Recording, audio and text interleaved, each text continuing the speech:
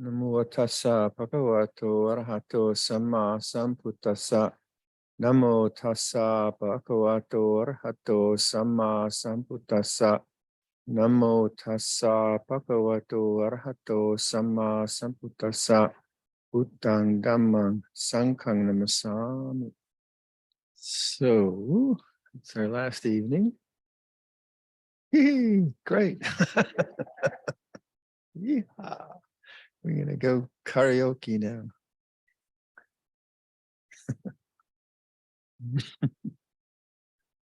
Well, I thought perhaps, earlier I talked about the Buddha leaving us the Dhamma Vinaya. And so perhaps just to talk a little bit about that. So when, we talk about very high things here and silence. And so we're sort of practicing at quite a high level. And the training that, say, we get in a monastery, there is some of that, but a lot of it is very, very ordinary and mundane around how to live life in community. And Luangpor Chah was brilliant at training us in this. And the idea of community is that it's going directly against selfishness and all the modes of selfishness that human beings can suffer from. So it's really cutting into tanha in a very pragmatic way. So for instance, like sharing of resources, we share the robes, the food, evenly. Well, we give preference to our elders out of respect, but there isn't anyone who has a kind of privileged position in that way. So there isn't really privilege in the Sangha. Everyone kind of contributes to the work situation, senior or junior.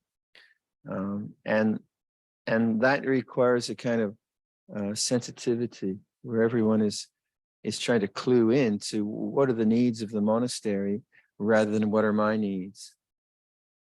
What's important for the life of the other samanas and the lay people rather than what's important for me. What's going to be the best solution for everyone rather than how can I fulfill my preferences. So it's constantly going against human selfishness in that way. And we find that interesting in the monastery, say, because we're trained that way. And sometimes we have guests who come and we call them the bed and breakfast guests, where they think we're running a Buddhist bed and breakfast. And so they'll take breakfast, they'll take lunch, and they'll sit around and have a really high Dhamma discussion. And they won't notice actually someone has to wash the dishes and someone has to sweep the floor. And hey, we're a community working. You should have no sensitivity, none at all. They're just so into their own whatever it is, or they won't even clean their own room. And you kind of, and you think, really, you won't even clean your own room? Did your mother not train you? But you can see that just like they think it's a B&B. And this is what people do. You come to the B&B, you have your breakfast. So then sometimes they'll make a donation. They think, oh, very, very good. But they're not really aware. They're sort of mindful in a kind of way which is not tuned in. And that's just the mode of self-concern, which isn't immoral, but you can see it doesn't really have the kind of sensitivity that the Buddha was asking us to train as monks. So in fact, at Tisarana, we found that happened so often that we actually stopped taking guests who hadn't had some training, and we introduced a kind of orientation weekend, and we trained them. This is where you wash the dishes, and yes, you also clean the toilet, and things your mom would have taught you, and also about Buddhism. And so then we try to incorporate them into these values of community, rather than it being a Buddhist B&B. So we have the kind of, oh, there's a B&B guest. But some people, they're just so clued in.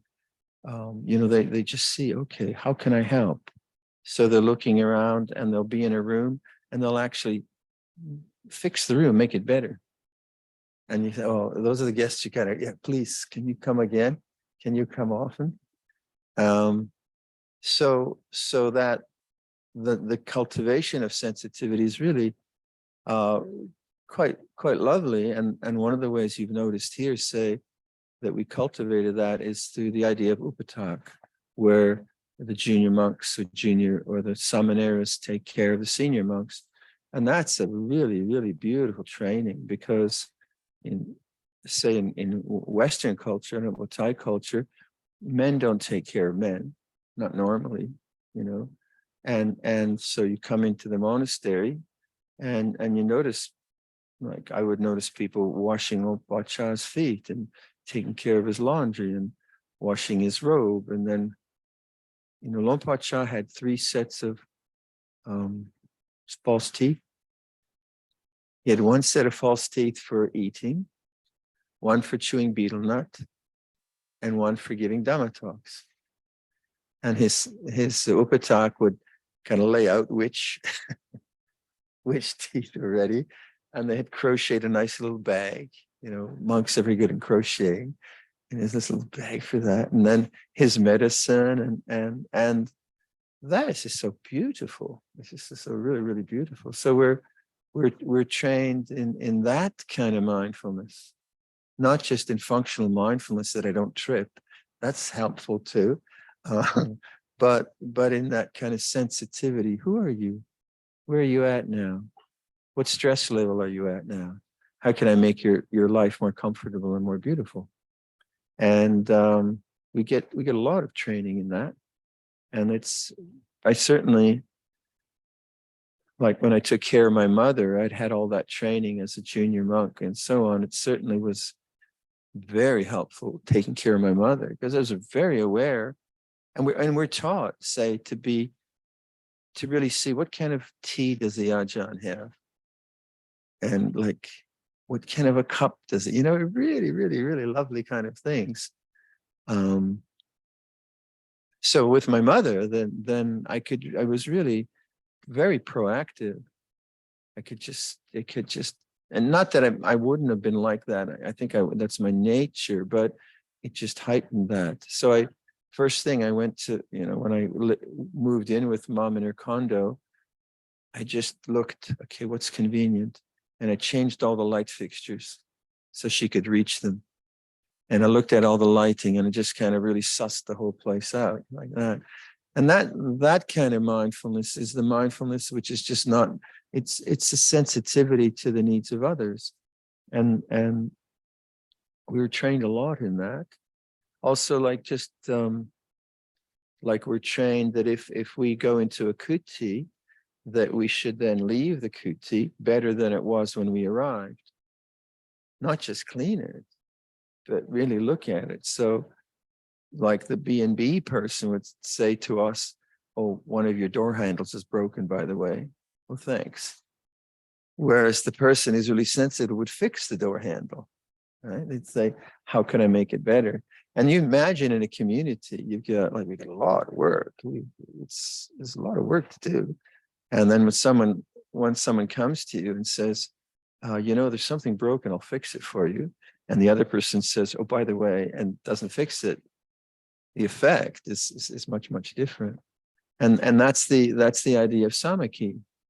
We were taught so much about samaki, right? It's a big one in Thai culture, and on a very, very practical level. Or like Luangpor Cha's famous saying that if you want to see a good monastery, check out the toilets. And it's very true. If the toilets aren't clean, these guys are a bunch of slobs. Or, they think their mother's going to do or something like that. So he was, a lot of the teaching was that. This is very pragmatic sensitivity to others, to the group, to the senior monks, and to whoever was in need, to the lay people. So the senior monk's duty was always to be available to the laity. So it taught a kind of a kindness and a non-selfishness around many issues and so on. So that's the kind of training that a retreat doesn't really present, because we're given so much here. People have been very generous and have actually paid for all of this. It's amazing. And so we could have a B&B mind very easily, right? And then we could think, well, the salad didn't have enough tomatoes. Really? Or and so on and so forth. And if you think about that whole idea of privileged and kind of wanting this or wanting that is very much against the kind of principle that the Buddha taught. And what he taught was pumak noi, and one who is content with little, and that's a very a beautiful quality in oneself, but also in community. And like say with the Farang monks that came to Luangpor Sumedho first, he gave no privilege. When I was a Samanera, I was a Samanera maybe a couple of months before I was fortunate enough to go to Wat Pah Pong. And then I went to a few monasteries, and people were treating me like a chow kun, because I was a Farang. I didn't know anything. I didn't even know how to put my robe on. And and they're just trying to make me special. And then they would take me to a dana and show me off like a pet dog. Here's the Farang. which kind of inflated their ego. I said, I'm not sure what that was about, but no way. You're just one of you're junior monk, and so on. And we were so grateful for that. Really, really grateful. We didn't want privilege. So the ways of Buddhism are the ways of letting go of selfishness. One of the questions from the folk on the, by the way, folk on the online, I've neglected you. I haven't said good morning and I haven't said good night. So good evening or good afternoon. Hello. I was informed of this by someone. My apologies. But I don't see you on the screen. We have someone on the screen. In any case, human selfishness. Someone wrote a question from the internet. How do you teach a 9-year-old anatta? And you don't. Oh, come on. The highest teaching there is. But what you can teach them is causality. Because what causality is tambu dai bun, tam chua dai chua, right? Do good, get good, do bad, get bad. And so, teaching a 9-year-old how to be sensitive, share their toys, or not hurt. Well, you guys would know better than me about all of that. But cultivating that is cultivating anatta, or non-selfishness. It doesn't have to be a high-level interpretation of anatta. You get into that when your mind becomes very silent. But on a day-to-day level, it's just not being selfish. Just that. And that brings a beautiful quality to heart. And so there is so much in the teaching about the sensitivity to others that we constantly cultivate. And I remember one incident where mom had died recently, and I was in a car with 2 other people, and the lady, her mother had died recently, and there was a gentleman driving, and there was an elderly woman trying to cross the street. And me and the woman who had been taking care of our mothers, right away we saw elderly person suffering, trying to cross the street. Because elderly people, they have to make it across and they're slow. And I think this woman was waiting. I remember it was a very strong incident, and she was anticipating the green light. She had a walker, and she knew she could just probably get across before the traffic started again. And I realized that with my mother, how vulnerable the elderly are, how very vulnerable, and this other woman too. We both saw it. The guy driving the car was looking at something else. He didn't notice it, and what are you guys talking about? And so that sensitivity to the suffering of others is what the compassion is about, isn't it? Whereas human selfishness is, I'll get mine first and the heck with you. So we're trying to move away from human selfishness in all manner of ways. Like one of the reflections we have is that, say,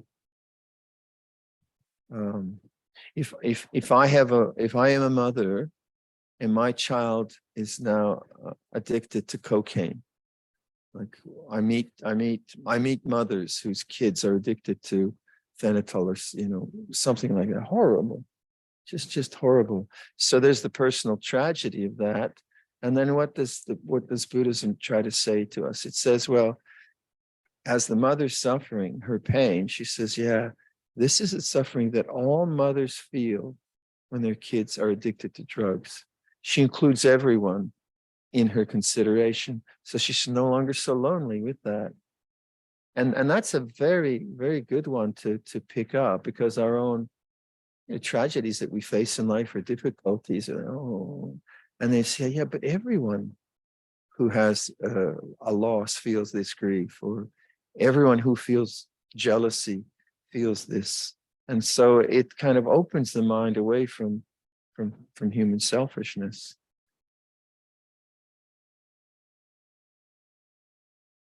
So as we leave the monastery, it's not just about refined states of silence. Yeah, they're fun, and they're very, very interesting, but it's much more than that. It's about noticing the person who's serving you at the counter and saying, "How are you doing?" It's lovely, rather than just give me my change. I got to get out of here. Kind of. This is a human being. Oh, here's another human being, and here's another human being. So that heartfelt sense of connection is constantly being engaged, which is lovely. And that takes us away from the kind of alienation that we can experience as human beings when we don't abide from the Brahma Viharas. Life can be very alienating if we don't go there. So just a couple of questions back to these. One, there's several questions around people who start to move towards the silence of the mind. And a very common question is, so what do I do now? Kind of question. Should I investigate? Or then a more complex question, is the knowing the same as consciousness? And is the witness the same as the knowing? Is the silence? Then that, don't think about it. It's just Wunwai. Ban Bunwai is where Wat Nanachat is. And they used to call us Ban Wunwai. That's an aside. But just like when the mind becomes silent, trust silence. But it won't trust it because there's this restlessness to know, which is one of the fetters or one of the hindrances, and the mind's desire to have an answer starts to create a question. Because it creates a question, the meditator thinks, well, I need an answer. But the meditator doesn't say, well, you just created the question. You did this to yourself. You don't need an answer. But the question seems so important. So it's like, it's really dumb, actually, but we all do it. Where like, what is this really, is it really like, is the knowing the background of silence and anatta Dhamma, or, so that's the question.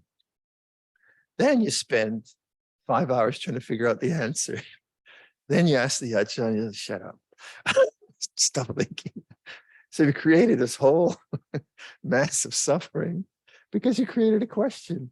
Well, if you just look at, well, it's just a question, let go. And we're doing this all the time to ourselves. So once, just then, like, as I was saying, trust and awareness, trust in silence. And then see that doubt is a sankhara.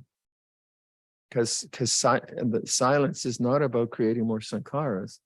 So the kind of addiction we have to questions and answers and doubts, that begins to be looked at as a whole object in itself. So there's a bunch of questions over this retreat around that. So I compliment the folk on moving the mind towards silence and being able to appreciate silence, but I would say extend it further, like for 10 years. Don't just like, oh, I got the silence, but now what should I do? Don't do anything. Wait for nothing. And so there's those kind of questions. Then one question was about judgment. How do I moderate the kind of judging? I forget what the question was, but when judgment is necessary. So we like, when guests come, we assess them. We say, we look at their behavior and we say, okay, do we want them to come back? It's not a B&B. I'm sorry. We don't need your business. You need our business. So we make judgments, but they're not from cruelty. They're not from ego. They're just from what's going to be healthier for our community, what's going to work better. And then when we say, well, this person, no, they're not interested in community. They just want to do their own practice. We say, fine. Then next time they ask, we say, no, you probably need another monastery. That's a judgment. And we make decisions on judgment. But it's not like, we don't hate them. We just realize we have limited space. And some people are going to do better with us than others. And we favor those. We actually we only want 10 rooms, not even that. Some kutis. So that's the natural use of judgment. If you didn't have that, you'd be really naive.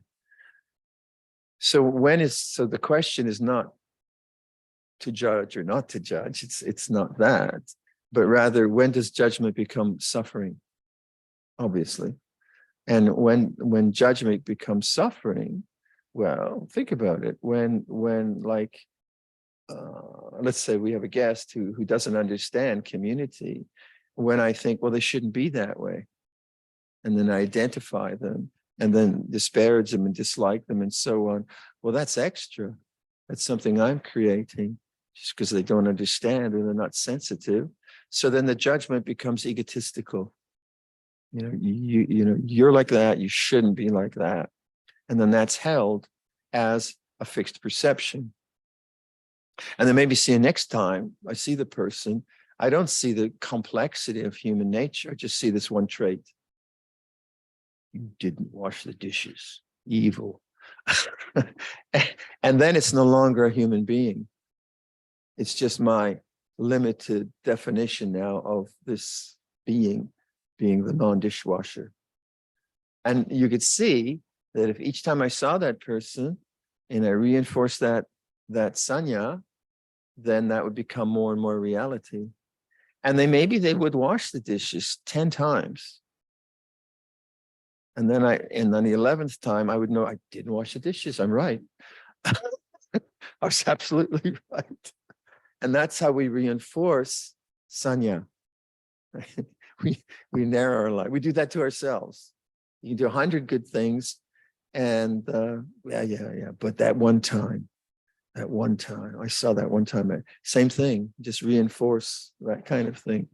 So when does judgment become suffering? When it's held in some kind of egotistical way.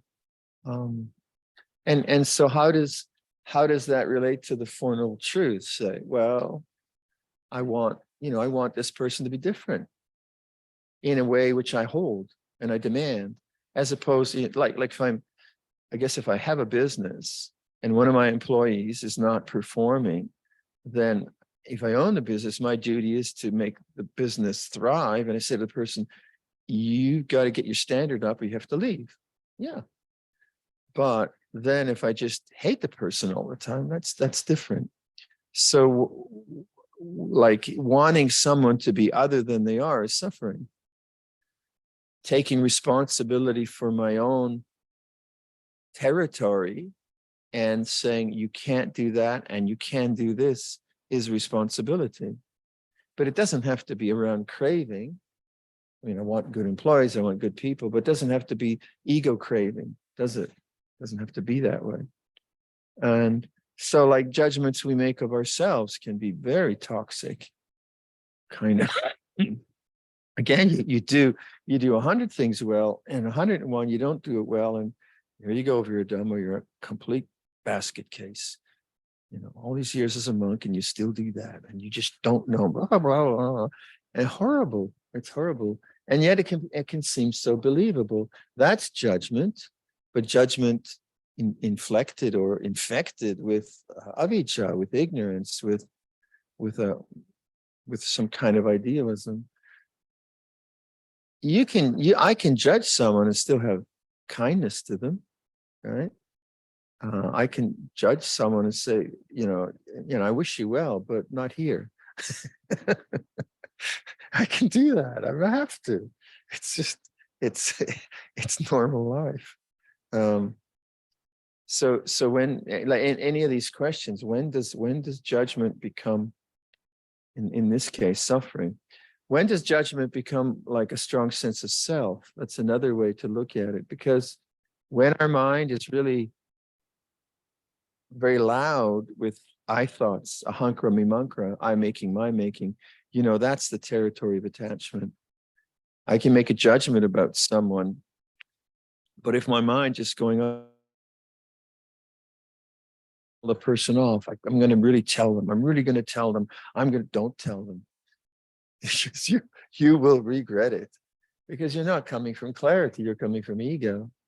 When your mind gets clear, then you can say, hey, wait, you can't do that. That's fine. So the question about jealousy, one question about just mental hindrances. It's like disconnect from the storyline. Don't believe the storyline, and just say, wow, I really think this person's a creep, and this is what it feels like to not like this person. Then you really know it. Well, the storyline is it shouldn't be that way. And then it goes, I shouldn't be that way. Yeah, but they're that way. Yeah, but I shouldn't be. And it's endless. It just goes on and on and on. Because it's all thinking. It's all thinking. So we're trying to come back to feeling, to the tone of feeling. And then you come back your own, like if it's really strong, oh, this is the suffering of jealousy. I think the question was, how do I survive the storms of jealousy? It's an interesting way to put it. And yeah, sometimes the kilesa, they come at you like tsunamis. And whoa, what's this?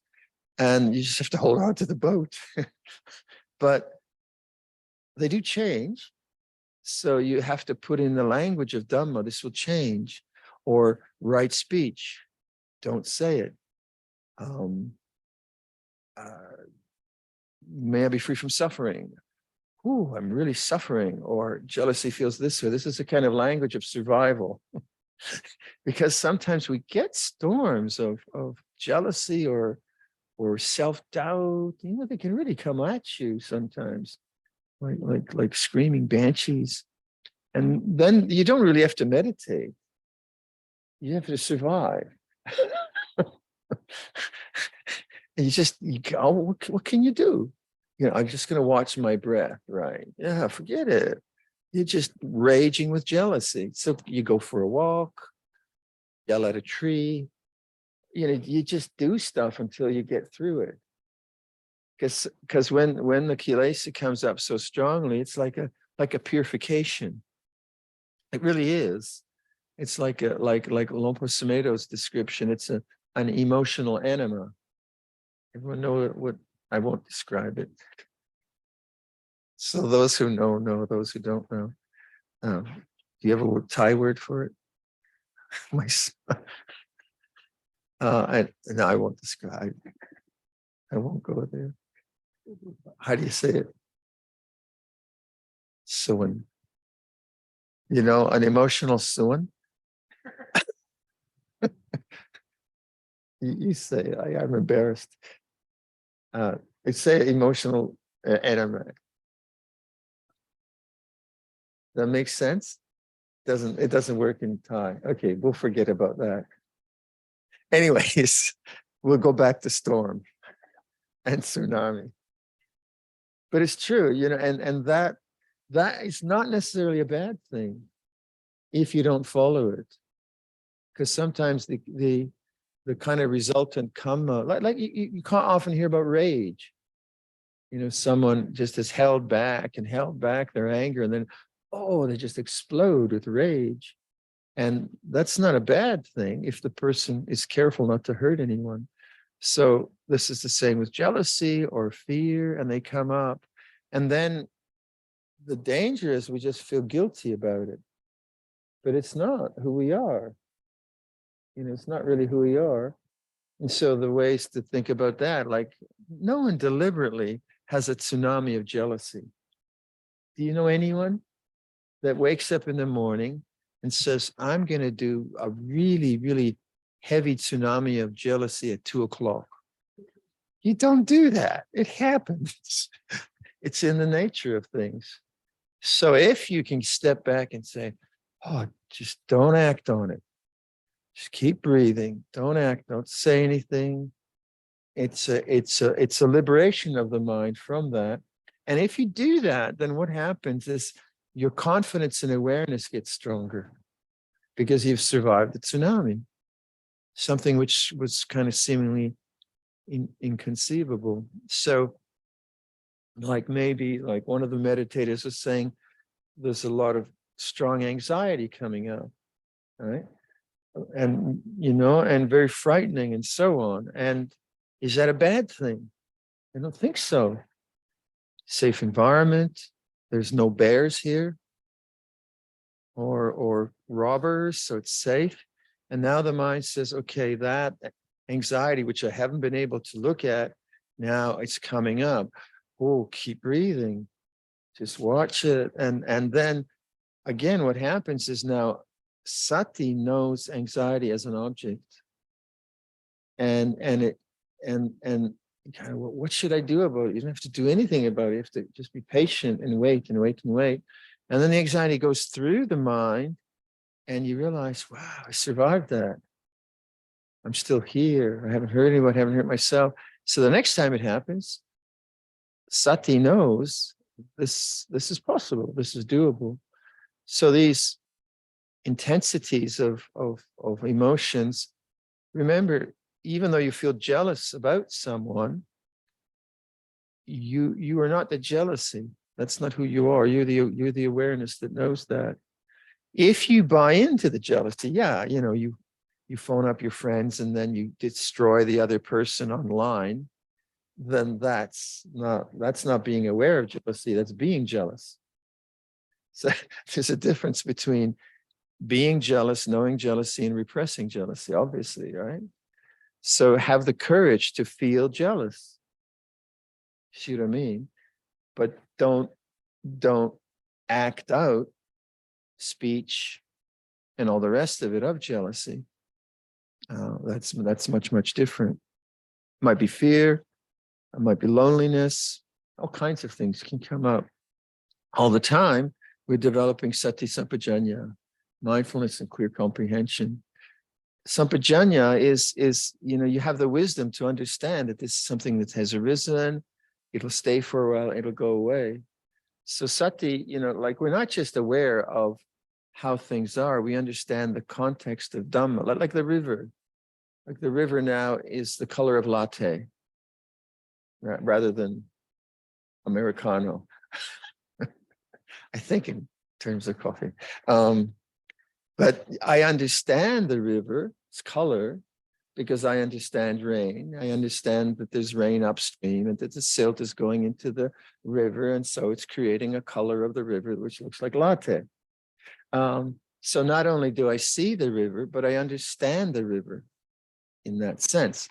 So in the same way, not only do we see jealousy, but we understand jealousy. And what do we understand about it? It's not who I am. It will change. Don't attach to it, practice right speech. The anxiety, it's not just awareness of anxiety, it's I understand anxiety. If it began, it will end. Hang in there, be patient, practice right speech, and so on and so forth. So understanding anicca dukkha anatta is not just a kind of nice conceptual abstract. It's always in the moment of what's going on. My mother said, so the one thing that you've taught me is that what comes goes. So sad. Mom got anicca. I was very happy with that. And you know, in when the firestorms of jealousy or whatever come up, we forget that this will change. We think it's permanent. It's such a, it can be so, like something like that can be so threatening because we think that's who we are, but that's not who we are. That's not who we are. So then you have to bring in that language. It will change. Be patient. It's not permanent. Not me, not mine. This is the language. So then the language of anatta is useful rather than as some highfalutin philosophy. It's not me, not mine, not who I am, not my real home. And you keep putting that language into the uprising of jealousy, that keeps it in Dhamma perspective. Do that a lot, and then you have the strong sati sampajanya, and things come and go, but your refuge is sati sampajanya. Let me see. Questions. I haven't been very good with the questions this retreat. May I have a lotto number? No, that's not it. Yeah. Yeah, the same kind of thing about stillness and, you know, the mind trying to figure out, is it the unconditioned nibbana and all that? Don't think about it. Just kind of go to silence. Not that I'm being dismissive, but it's very, very tricky to answer a question like that because it'll lead to another question. So rather than like entertain that, say, no, just no doubt is doubt. No doubt is an object. Trust in that. Know the feeling of not knowing. And the feeling of not knowing is okay. The feeling of not knowing is not pleasant. The feeling of knowing is pleasant. But to know that you don't know, or to know that you know, is beyond knowing and not knowing. Ha ha. That was fast. I think it's true. This was the jealousy one.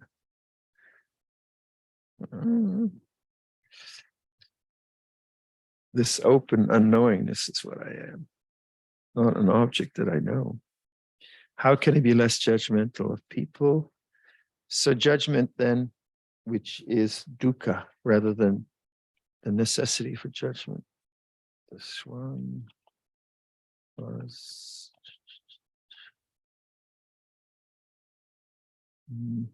What is the difference between awareness and sense consciousness? Vijnana khandha.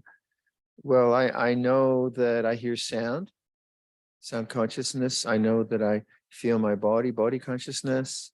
I know that the fruit tastes sweet, taste consciousness.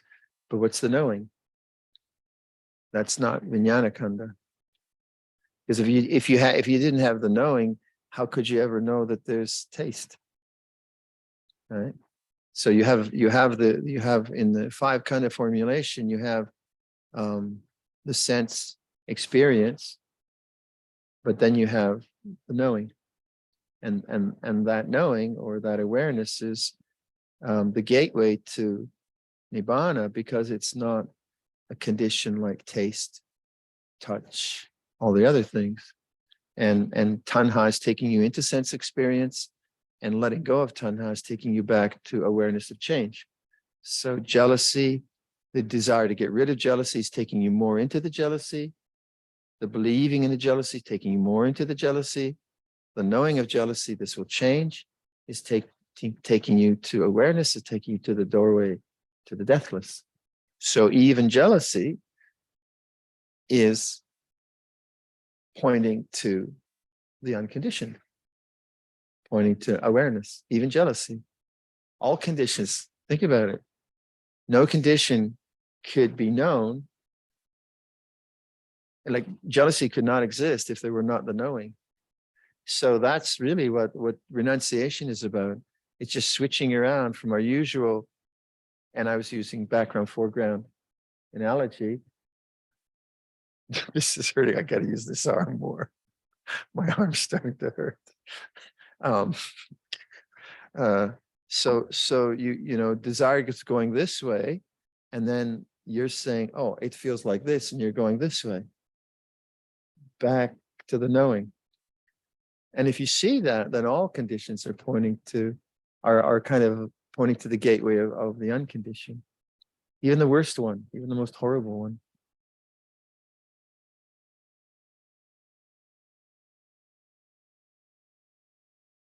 I did that. I was thinking about my arm, get distracted. I'll be happy to have this operation, and then I'll be unhappy for a few weeks. What do we got? Yeah, same thing. Open stillness. Should I, shouldn't I? Don't think about it. Okay.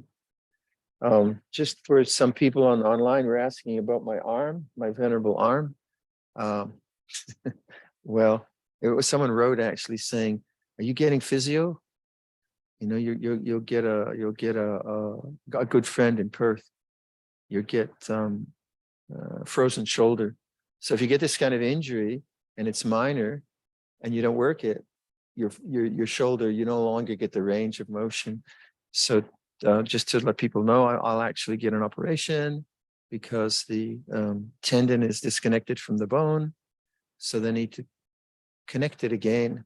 So I'll have a minor operation, arthroscopy. I have very, very good healthcare here. People are taking care of me. I have a very good doctor, and then the rehabilitation is quite slow, unfortunately. So I think, Tanya, you said at least 2 weeks of not even, you're just not moving it at all, and then slowly. So maybe 8 months to full movement or longer. So, but I'm a happy camper because I have so much help here, right? Yeah, so just in concluding,